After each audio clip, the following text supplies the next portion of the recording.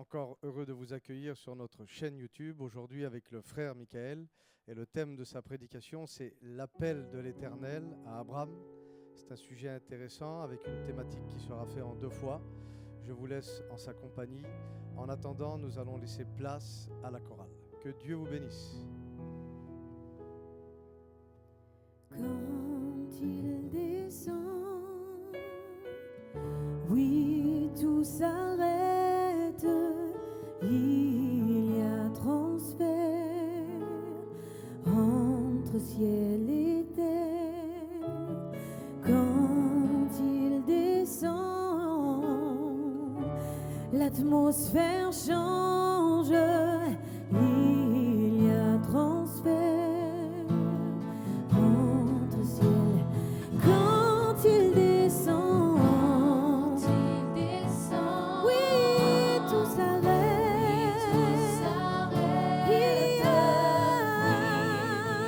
transfert entre ciel et terre. Quand il descend, l'atmosphère change.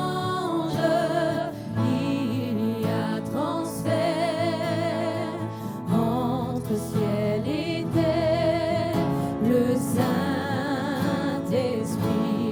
est là. Je le crois, le Saint-Esprit est là. Le Saint-Esprit est là.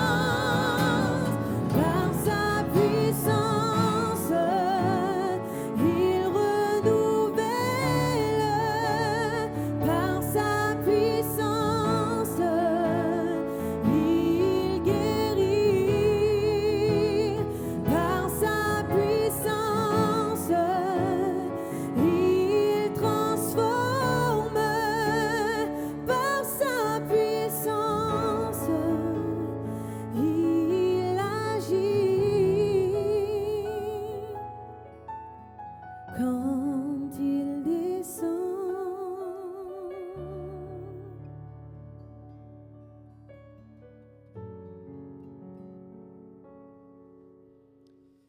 Voilà. Gloire à Dieu. Je suis heureux d'avoir l'opportunité de pouvoir annoncer donc la parole de Dieu en ce jour. Je me présente, je suis le prédicateur Michael et je voudrais donc porter un thème, je pense qui peut nous correspondre à chacun, à tous ceux qui écoutent. C'est l'appel de l'Éternel à Abraham. Donc je voudrais sans plus tarder prier le Seigneur avec vous. Nous te bénissons, Seigneur, et nous voulons nous confier en toi. Et je voudrais appeler sur ces moments, Seigneur, ton onction, qui est là pour nous convaincre, nous éclairer, par le moyen de ta parole, Seigneur. Merci d'agir dès maintenant sur tous ceux qui écoutent, pour la gloire et l'honneur de ton saint nom. Amen. Gloire à Dieu. Donc je voudrais faire cette lecture avec vous dans le livre de la Genèse, au chapitre 12. Je lis pour vous. Et l'Éternel dit à Abraham, va-t'en de ton pays et de ta parenté et de la maison de ton père, dans le pays que je te montrerai, et je te ferai devenir une grande nation. Je te bénirai et je rendrai ton nom grand, et tu seras une bénédiction. Et je bénirai ceux qui te béniront, et je maudirai ceux qui te maudiront, et en toi seront bénies toutes les familles de la terre. Et Abraham s'en alla, comme l'Éternel lui avait dit, et Lot s'en alla avec lui. Et Abraham était âgé de 75 ans lorsqu'il sortit de Charan.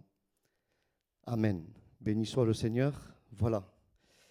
Je voudrais simplement, en cette journée, pouvoir méditer ce texte. L'appel de Dieu, c'est un appel profond. C'est quelque chose qui veut entrer à l'intérieur de nos vies avant que cet appel puisse se matérialiser à l'extérieur. L'appel de Dieu, donc, impacte notre intérieur, notre cœur, notre âme. Je voudrais déjà donner cette allusion quand il dit que l'Éternel dit à Abraham.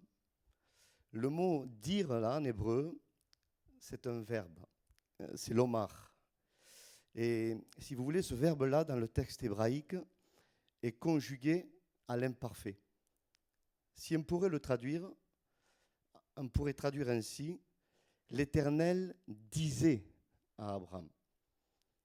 Ça veut dire que c'est un appel qui continue. Ce n'est pas un appel donc qui stagne ou qui s'arrête, mais l'appel de Dieu est insatiable. Et ça veut dire que l'Éternel continue d'appeler Abraham. Et laisse-moi te dire, mon ami, mon frère, ma sœur, que l'Éternel continue de nous appeler. Il n'en a pas fini avec nous. Le Seigneur, il ne veut pas qu'on regarde en arrière nos trophées, nos victoires ou nos défaites, mais l'appel de Dieu veut nous projeter dans le futur, dans l'avenir, dans un destin particulier qu'il a tracé pour nous, semblable à cette menorah. La menorah dans le tabernacle ou le temple, éclairée devant, jamais derrière. Et l'appel de Dieu, c'est la lumière qui veut nous propulser en avant. Donc l'Éternel disait à Abraham, et l'Éternel te dit à toi en cette journée, il t'a dit hier, mais il continue à te dire, il t'a appelé hier, mais il veut continuer à t'appeler aujourd'hui. Il dit, il y a un livre dans la Bible, le 3e livre donc, de la Bible, de l'Ancienne Alliance, c'est Lévitique. Et si vous voulez, ce livre Lévitique est appelé Lévitique dans la traduction grecque et latine. Mais dans la traduction hébraïque, ce livre est appelé Vaïkra. Vaïkra veut dire « et il appela ». C'est les premiers mots de ce livre. Extraordinaire. Qui sait que Dieu appelle dans ce livre? Il appelle Moïse. Essayons de nous plonger dans le contexte. Moïse qui avait répondu déjà à un appel pour aller délivrer entre 2 et 3 millions de personnes en Égypte, Israël, qui était captif de Pharaon. Donc, si vous voulez, Moïse va répondre à cet appel et donc va réussir par la puissance de Dieu. Et après cet appel, après tous ces prodiges qu'il a vus, les 10 plaies d'Égypte, après le passage de la mer Rouge, après tout cela, il est dit dans le texte, et l'Éternel appela Moïse. Il continue de l'appeler. Et je voudrais que tu puisses t'arrêter quelques secondes et pouvoir considérer et pouvoir ressentir cet appel qui continue avec toi. Pourtant, Moïse aurait pu dire, regarde, Seigneur, tous mes trophées, tout ce que tu as permis que je gagne, toutes ces âmes qui sont sorties d'Égypte, regarde tous les prodiges que tu as opérés par l'intervention de ta puissance, par la démonstration de ton esprit. À quoi m'appelles-tu encore? Oui, la bonne nouvelle, c'est que Dieu nous appelle encore. Il veut continuer avec nous. Peut-être que c'est certainement un mot d'encouragement pour ceux qui écoutent. Il n'en a pas fini avec toi. Il n'en a pas fini. Il continue. L'Éternel disait, il disait à Abraham, quelle importance. C'est un appel aussi de Genèse 12 particulier. Parce qu'on voit dans Genèse 12 que Dieu appelle Abraham, mais si vous voulez, il l'appelle et quand on voit l'appel, Abraham est à Charan. Il n'est pas en Mésopotamie. Et quand on lit Acte 7, quand, si vous voulez, Étienne va énumérer l'appel d'Abraham, il va dire qu'Abraham, Dieu appela Abraham quand il était en Mésopotamie, avant qu'il s'établisse à Charan. Ça veut dire que, si vous voulez, l'appel de Genèse 12 est un appel renouvelé. Oui, Dieu veut renouveler des choses en nous. Et Dieu, j'ai envie de dire, en cette journée, Dieu est le Dieu de la deuxième chance. Parce que Abraham avait obéi partiellement à Dieu, mais pas totalement. Et c'est pour ça que quand il n'avait pas obéi totalement, parce que Dieu était clair dans son appel, Dieu est précis dans son appel. Oh, que Dieu fasse, que ton cœur s'ouvre, et que tu laisses la précision de l'appel pouvoir envahir tout ton être. Dieu était précis. Abraham, quitte ton pays. Là, c'est la géographie. Quitte la Mésopotamie géographiquement, mais pas seulement quitte ta patrie. Et pas simplement quitte la maison de ton père. Donc, si vous voulez, Abraham a obéi partiellement. Il a quitté son pays. Mais il a pris avec lui son père, Térach, et Lot. Donc, comme il a obéi partiellement, il n'a pas abouti à Canaan. Quand on ne se laisse pas dépouiller, parce que l'appel de Dieu veut précisément nous dépouiller de tout, pour qu'on puisse dépendre que de lui. Abraham avait une foi mitigée. Il croyait en l'appel de Dieu, mais il voulait des appuis familiaux à côté, quelque chose qui pouvait le rassurer, mais l'appel de Dieu était précis. Et on voit qu'en fait la promesse vient que quand Abraham se dépouille de tout et quand Abraham obéit totalement à ce que Dieu lui avait dit. Il y a trop de chrétiens qui se sont arrêtés à Charan en se disant « j'ai répondu à l'appel ». Charan, géographiquement, c'est le milieu. C'est une étape intermédiaire entre Ur en Chaldée et entre le pays de Canaan. Ce qui est au milieu n'est pas abouti, n'est pas concrétisé. Dieu veut concrétiser, amen, son appel avec nous. Il veut qu'on rentre dans notre héritage. Parce que là où devait découler le lait et le miel, ce n'était pas à Charan, mais c'était à Canaan. Et voyez-vous, c'est un appel du renouveau. Dieu veut renouveler l'appel dans ta vie, dans nos vies. Il dit que les bontés de l'Éternel se renouvellent chaque matin et c'est tellement important. C'est un appel, si vous voulez, double, en 2 fois. Très important cet appel en 2 fois. Je voudrais m'attarder quelques instants sur cet appel double. On trouve dans l'Écriture pas mal de fois, quand Dieu appelle quelqu'un, il l'appelle 2 fois.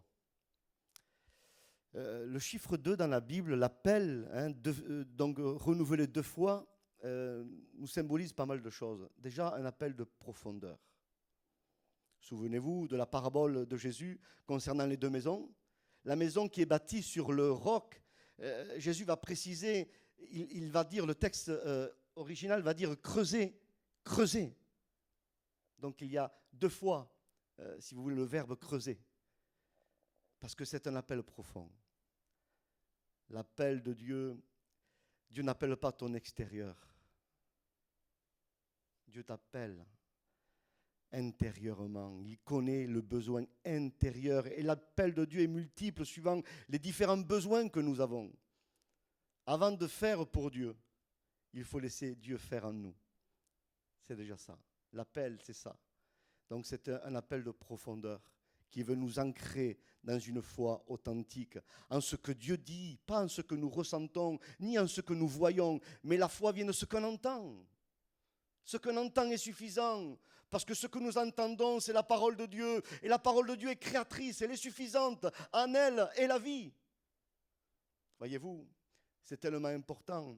Cet appel renouvelé en 2 fois nous symbolise aussi l'intégralité de notre être.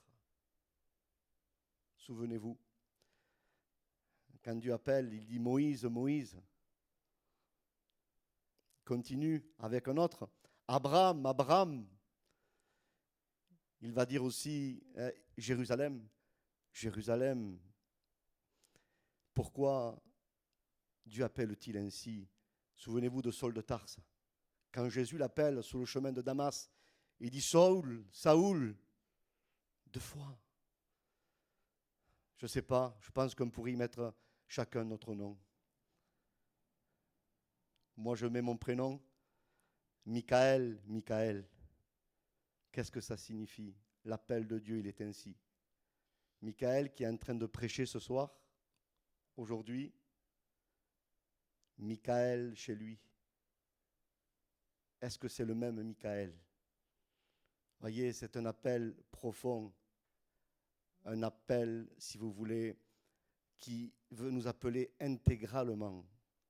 Ce que Dieu veut, c'est tout. Il veut tout de nous. Et je pense que c'est une invitation. Dans la Bible, quand il est parlé des faces, ce qu'il y a d'extraordinaire, c'est que ce soit les faces de Dieu ou les faces de l'homme, il dit, la bénédiction sacerdotale de Nombre 6, que l'Éternel fasse luire sa face sur toi. C'était ainsi que devaient bénir, si vous voulez, les sacrificateurs Israël. Et puis on trouve aussi la face de l'homme, par exemple, dans le prophète Daniel, chapitre 9, verset 3. Et Daniel va dire, j'ai tourné ma face vers l'Éternel Dieu. Et le mot face en hébreu est toujours au pluriel. Il n'est jamais au singulier.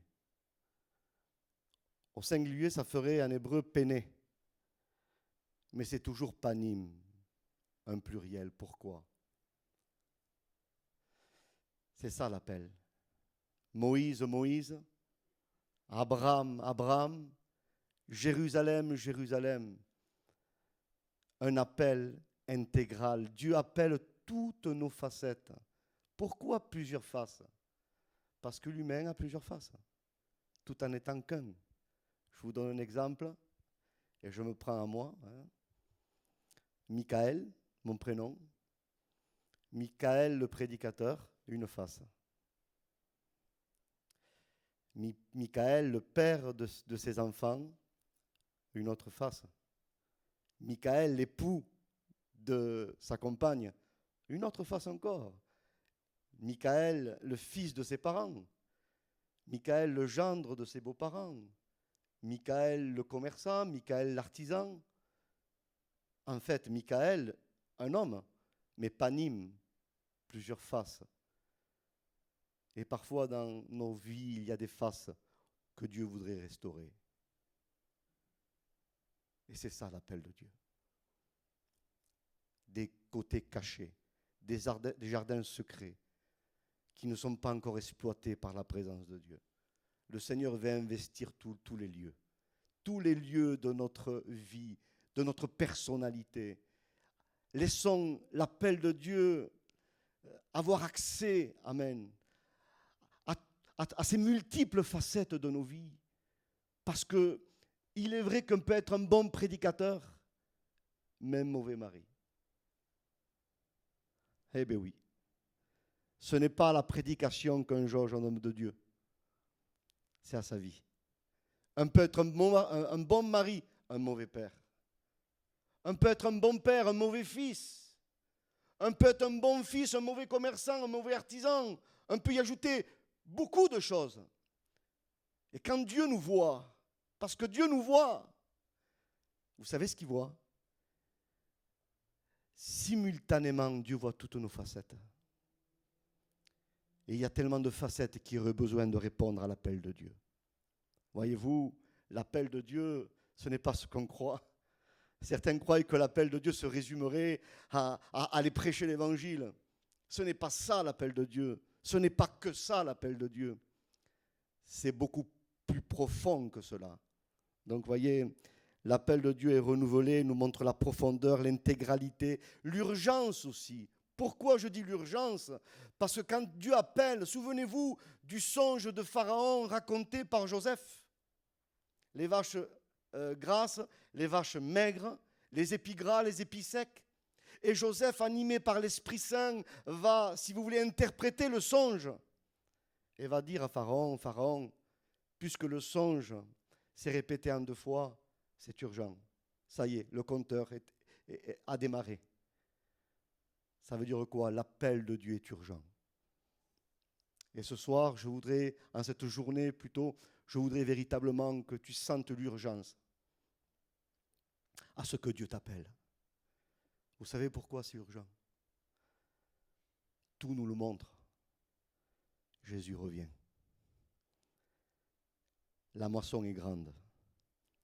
Il y a peu d'ouvriers. C'est urgent de répondre à ce que Dieu te dit, à ce que Dieu continue à te dire. Voyez-vous, c'est tellement important. Le rappel en 2 fois nous montre aussi la miséricorde de Dieu. C'est le Dieu de la 2e chance. C'est pas quelqu'un, son amour ne s'arrête pas, si vous voulez, à nos défaites. Ne s'arrête pas à nos erreurs, heureusement. Mais il veut continuer. C'est sa miséricorde qui le fait. Il avait appelé Adam dans un ministère particulier. Adam devait refléter l'image de Dieu. C'est ce que nous devons refléter. Mais quand Adam faillit, quand l'humanité faillit, Dieu continue, lui. Et là prend toute l'ampleur du texte. Car Dieu a tant aimé le monde qu'il a donné son Fils unique. Voyez, il a continué. Pour restaurer sa création. Il veut continuer pour restaurer ta vie. Son sang est toujours d'actualité pour toi. Béni soit son saint nom en cette journée. Béni soit Dieu, c'est le symbole de la miséricorde, du renouveau. Oui, l'appel de Dieu est un renouveau. Vous savez que parfois nos vies chrétiennes vieillissent. C'est incroyable. C'est pas terrible de vieillir. Dieu veut qu'on grandisse. Ça, c'est important. Mais il ne veut pas qu'on vieillisse. C'est terrible de vieillir spirituellement.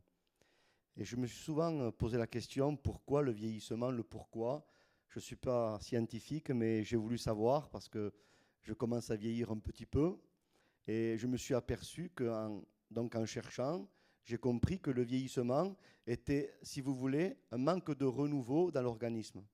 Jusqu'à 30 ans, l'être humain, voyez, il a des cellules qui meurent et qui se renouvellent. Mais à partir de 30 ans ou 35 ans, à peu près, les cellules meurent, mais ne se renouvellent plus. En fait, c'est ce qui produit le vieillissement. C'est le manque de renouveau. C'est pour ça qu'il dit que ses bontés se renouvellent. Il dit que l'homme nouveau, c'est écrit dans Colossiens 3.10, Éphésiens 4, verset 24. L'homme nouveau se renouvelle à l'image de celui qui l'a créé. Donc la nouvelle naissance a besoin d'être renouvelée. L'homme nouveau, la femme nouvelle a besoin de renouveau pour ne pas vieillir. C'est un dégât, le vieillissement. On le voit dans Ecclésiaste 12. Le dégât du vieillissement, les hommes, les gardiens de la maison tremblent, les mains. Voyez-vous, le travail n'est plus le même, les œuvres ne sont plus les mêmes. Ceux qui regardent par la fenêtre s'obscurcissent, la vision n'est plus la même. Les battants de la porte se ferment, l'écoute n'est plus la même. Et on pourrait citer plein de détails que donne ce texte. Donc c'est important. L'appel de Dieu est un appel du renouveau. Dieu nous appelle ainsi. Dans le texte, si vous voulez original, l'Éternel appelle Abraham et il lui dit, Abraham, donc va-t'en. L'Éternel dit à Abraham, va-t'en de ton pays, de ta patrie et de la maison de ton père. Et dans le texte hébreu, Vayomer Adonai el Avram lech lecha. Va pour toi, Abraham. C'est-à-dire que l'appel de Dieu, c'est pour nous. C'est pour notre bénéfice à nous. L'appel de Dieu, c'est pour nous enrichir à nous. C'est comme Dieu dirait à Abraham, va-t'en, c'est pour toi. C'est pour ton bien. Et parfois, Dieu nous appelle à quitter certaines positions pour notre bien. Quand Dieu nous reprend, c'est aussi un appel. C'est un appel pour notre bien, pour sortir d'un état d'esprit, peut-être d'un système religieux où on s'est enlisé, peut-être. Dieu nous appelle pour nous. C'est toujours en notre faveur. Va, Abraham, pour toi. Oui, quand Dieu nous appelle, c'est pour nous. Nous approcher de Dieu. Amen. C'est notre bien. C'est notre bien personnel. Même travailler pour lui, c'est un bien pour nous. Parce que, vous savez, Dieu veut compter sur nous. Mais si nous, on ne répond pas, il suscitera quelqu'un d'autre. Pas de souci. Dieu n'est pas en manque de ressources. Mais quand il nous appelle, c'est un honneur qu'il nous fait. Il nous fait confiance. Il veut déposer sa confiance sur nos vies. Et c'est pour nous. C'est un bénéfice. Tant qu'on ne répond pas à l'appel de Dieu, on restera pauvre. Mais c'est quand on dit oui à l'appel où le Seigneur va nous enrichir. Combien c'est important. Je voudrais préciser que l'appel de Dieu n'est pas simplement pour les prédicateurs. L'appel de Dieu, c'est pour chaque chrétien. Je voudrais vraiment poser cette pensée en cette journée. Parce qu'il y a tellement de pensées préconçues qui ne correspondent pas avec l'Écriture. L'appel de Dieu est pour chaque enfant de Dieu. Dieu, quand il amène quelqu'un au salut, quand la personne reçoit la nouvelle naissance, il va y avoir un appel particulier pour cette personne-là. Nous sommes tous des serviteurs de Dieu et des servantes de Dieu. Voyez-vous, tous ne sont pas appelés à prêcher, tous ne sont pas appelés à enseigner, mais tous nous sommes appelés à quelque chose. Nous sommes un seul corps, avec plusieurs membres. Et Paul dépeint bien donc cet aspect, cette vérité. Si tout le corps serait l'ouïe, Où serait le corps? Si tout le corps serait l'œil, où serait le corps? Non. Le corps est bien coordonné. Chaque membre a un appel particulier.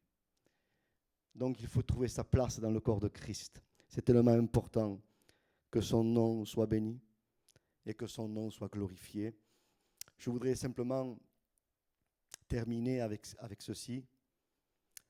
On voit que Dieu appelle 2 fois Abraham. Il disait à Abraham, et au-delà de 2 fois, c'est un appel constant, nous l'avons vu. Mais on voit aussi, comme je vous ai dit, qu'il y a un triple appel. Abraham, quitte ton pays, ta patrie et la maison de ton père. Et là, bibliquement, il y a quelque chose qui sonne. La Bible veut nous montrer quelque chose, parce que la Bible s'explique que par la Bible.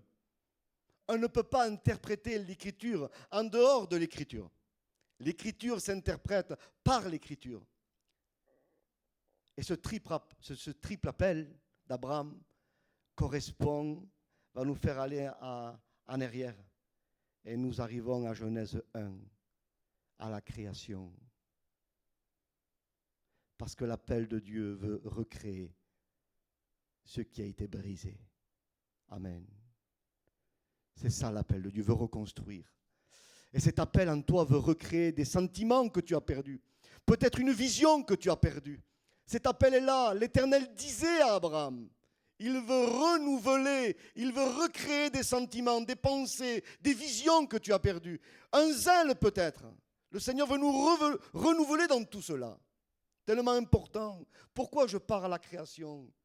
Parce qu'on voit que Dieu crée le ciel et la terre. La terre était tohu et bohu, informe et vide. Et je peux vous assurer que c'était Abraham en Mésopotamie. La Mésopotamie était une croyance tohu et bohu, informe et vide. Un croyant en Dieu, mais un croyant d'autres dieux. C'était un mélange. Ça manquait de clarification, ça manquait de lumière, ça manquait de conviction. Oui, il n'y a que l'appel de Dieu qui puisse produire en nous cette conviction totale, parfaite, absolue. La terre était tohu et bohu. Et vous savez ce que Dieu va faire? Il va séparer. Il sépare la lumière des ténèbres. Abraham, quitte ton pays. Il sépare les eaux d'en haut et les eaux d'en bas. Abraham, quitte ta patrie. Il sépare la mer de la terre. Quitte la maison de ton père. Et c'est quand la terre se laisse séparer qu'elle va produire, parce que ce sont les 3 étapes de la création. Je vais les énumérer quelques minutes avec vous. Création, ça c'est Genèse 1. Création, séparation, production. C'est quand la terre a été séparée, qu'elle s'est laissée séparer par Dieu, qu'elle a produit, on ne pourra jamais produire le fruit de l'appel si on ne se laisse pas séparer par l'appel. Et c'est extraordinaire l'image. Parce qu'Abraham se trouve dans un pays tohu et bohu. Dieu veut quelque chose d'Abraham. C'est un appel individuel. Quitte ton pays, ta patrie, la maison de ton père. Parce qu'Abraham devait produire quelque chose. Savez-vous ce qu'Abraham devait produire? Le fils de la promesse, Isaac. Mais Isaac n'est venu que quand Abraham a répondu totalement à l'appel. Parce que l'appel de Dieu, c'est quitte. Et là, je voudrais laisser un laps de temps. L'appel de Dieu, c'est quitter. On ne peut pas répondre à l'appel de Dieu quand on n'est pas prêt à quitter. Et au-delà du ressenti, je sais que Dieu nous demande à quitter quelque chose. L'appel de Dieu veut nous propulser en avant et veut nous arracher de certaines attaches. Veut qu'on quitte. Il faut quitter pour répondre à l'appel de Dieu. On ne peut pas garder et répondre à l'appel de Dieu. Ce n'est pas possible. Il faut quitter. Et on voit donc qu'Abraham obéit partiellement, il quitte géographiquement son pays, il garde son père Terach. Terach, en hébreu, ça veut dire, vous savez quoi? Retard. Comme par hasard. Quand on veut inclure d'autres choses dans l'appel de Dieu, des choses à nous, on va être retardé. C'est pour ça qu'Abraham a été retardé. Il n'a pas abouti à Canaan. Il s'est arrêté à Charan. Parfois, notre vie stagne à Charan spirituellement parce qu'on ne répond pas. Il y a trop de terreur, il y a trop de retard.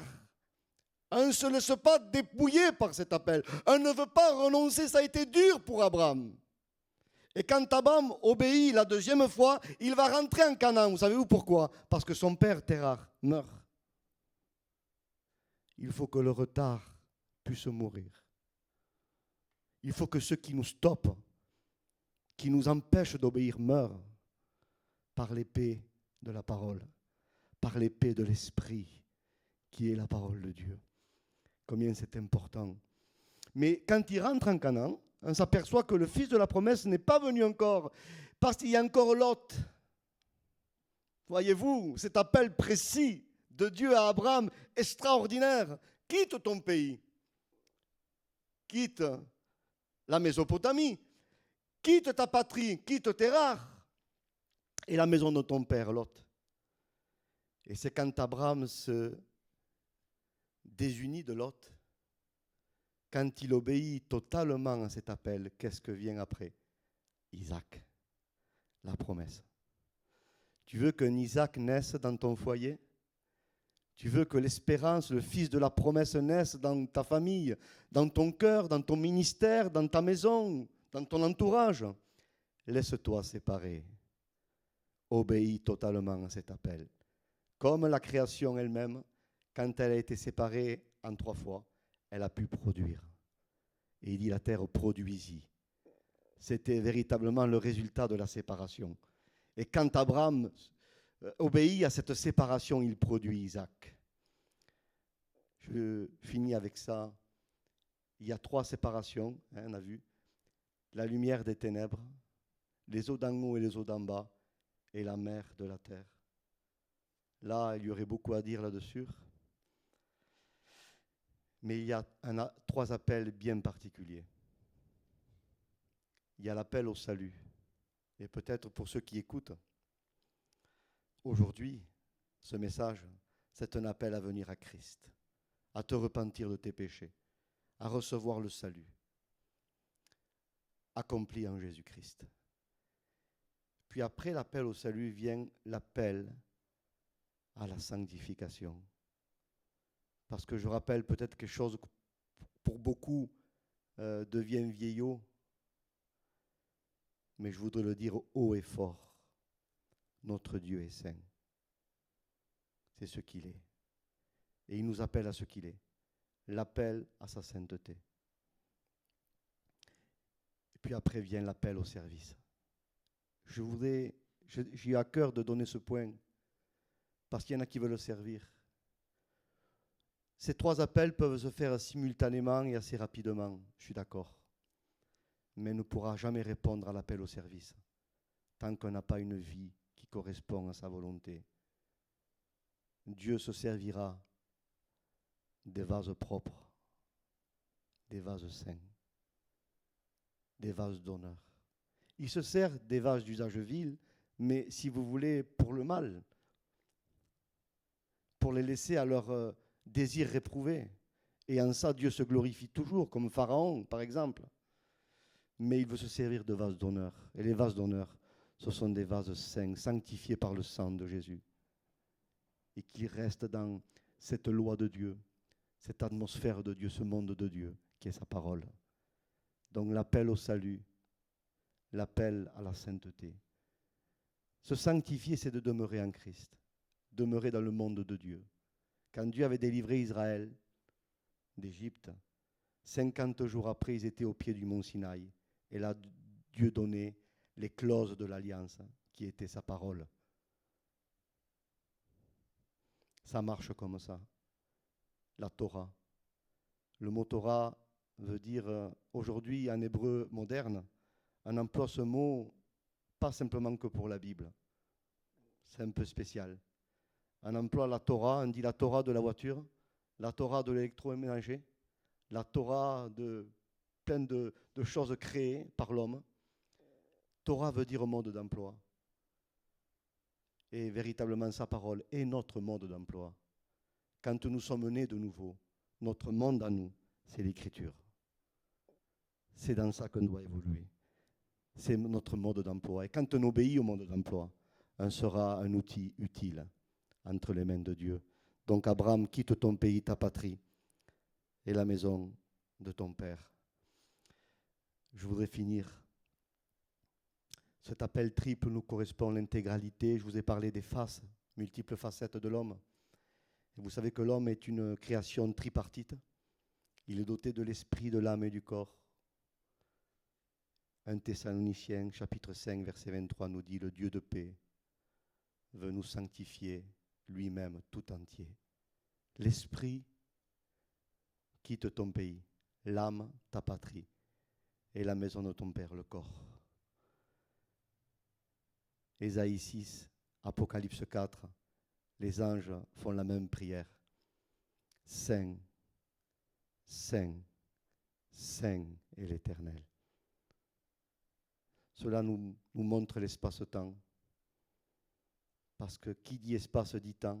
C'est Einstein, je crois, qui a découvert ça dans notre monde à nous, mais la Bible en parle avant lui. L'espace, c'est 3 ciels. Paul le décrit. Je connais un homme qui a été ravi au 3e ciel. L'espace, c'est 3 ciels. Le mot en hébreu ciel, shamaïm, veut dire les cieux. 3. Ça veut dire que la sainteté de Dieu veut tout remplir. C'est pour ça que le tabernacle était à 3 compartiments. C'est pour ça que le temple était en 3 compartiments. C'est pour ça que nous sommes une création tripartite. Nous sommes le temple du Saint-Esprit, l'esprit, l'âme et le corps. Parce qu'il veut sanctifier nos pensées. Il veut sanctifier nos sentiments, l'âme. Il veut sanctifier nos corps. Car nos corps est le temple du Saint-Esprit. Combien c'est important. Il veut remplir notre espace, et je finis, et notre temps. Parce que le temps aussi est en 3 compartiments, passé, présent, futur. Et quand les êtres vivants reproduisent la prière des séraphins d'Ésaïe 6, ils vont dire « Saint, Saint, Saint est le Seigneur Dieu, celui qui est, qui était et qui vient. » Passé, présent, futur. Hébreux 13.8 nous dit « Jésus-Christ est le même hier, aujourd'hui et éternellement. » Laisse l'appel de Dieu remplir avec sa sainteté, son amour, ton espace, tout ton être, toutes tes facettes et ton temps. Je ferme la Bible. On aura donc un autre message, une continuité. Je voudrais prier le Seigneur avec vous. La Bible dit délivrer, racheter le temps. Le mot racheter en hébreu, c'est le même mot que délivrer. La Géoula, c'est le rachat et c'est la délivrance. Délivre ton temps de ce monde profane pour le consacrer à Dieu. Il veut remplir ton espace et ton temps. Nous prions. Nous te bénissons, Seigneur, et nous te rendons toute la gloire qui t'est due. Je voudrais que tous ceux qui écoutent en ce moment même puissent être bénéfices de l'impact de ton appel. Seigneur, notre Dieu, nous voulons rentrer dans le pays promis. Nous voulons, Seigneur, profiter des ressources de ce pays-là. Nous voulons profiter de cette richesse qui est en Christ. Seigneur, de cet avenir que tu nous as tracé. Pour chacun de nous, Seigneur, un avenir de paix et de bonheur. Que nous puissions y rentrer maintenant. Au nom glorieux de Jésus-Christ. Amen. Que Dieu vous bénisse.